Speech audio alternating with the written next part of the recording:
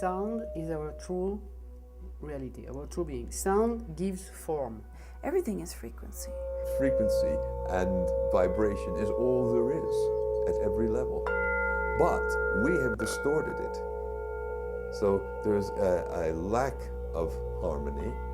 The frequencies have gone out of tune, and this is, think of ourselves as a musical instrument.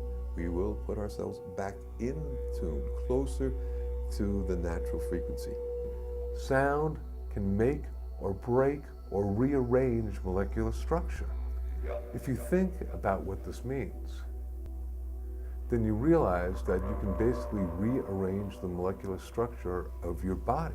Sound is caused by anything that vibrates, and every vibration has a frequency and an amplitude. Frequency is how fast something is vibrating.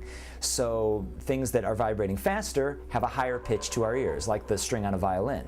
Things that are vibrating more slowly will sound lower pitched to our ears, like the string on a double bass or a cello.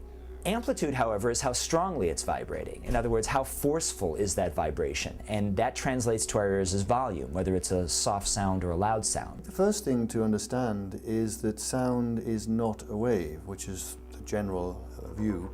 But in fact, in my discovery, I've shown that sound is spherical. And on the surface of the bubble of sound is a beautiful pattern. So if you're making a pleasant sound, you will have inherent beauty and structure. If you make an angry sound, actually the pattern disrupts and you get a rather subjectively ugly pattern. Sound has inherent form in it and geometry in it. Sound will move things like sand and lycopodium powder and liquid into specific shapes relative to its frequency and amplitude and the tension in the membrane. The structure in sounds is very, very important to human cells. If we make harmonious sounds, there's a beautiful pattern occurs on every cell in our bodies. Certain sounds create obviously certain patterns that have a highly beneficial effect on the cells themselves. This beautiful pattern that emerges on the surface of the cell opens the ion channels and allows the cell to communicate. And very often in a sick person, the cells are kind of shut down. They're in a spasm type state, and they're not doing what they should be doing if they were healthy cells. By playing certain sounds to cells that are in this kind of spasm state, we can re-energize them, kind of supercharge them, and get them working to be healthy again and to obviously heal the person. People often ask me, well, what sort of conditions can be healed with sound? And I say conceptually, anything can possibly be healed with sound.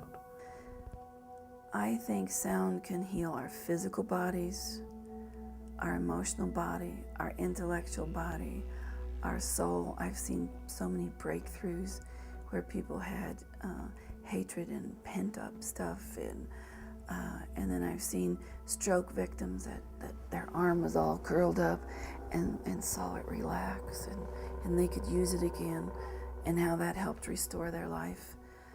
I think people heal themselves, and the sound is just a support, because somewhere we lost the ability to generate our own sounds because of electricity or bad lighting or bad water or bad sex or bad thoughts or whatever. We had the ability, well, it's my belief, that we had the ability at one time to generate our own healing, and we forgot. I think of sound healing in terms of improving the relationship between our egos and our souls. I think music opens up the ego, and then the soul has a bigger chance to come through and guide us in various ways. It's bringing about wholeness through a process of vibration. If I were to ask a question, what is probably the #1 cause of a lot of the imbalances on the planet right now, we would all agree that it's stress.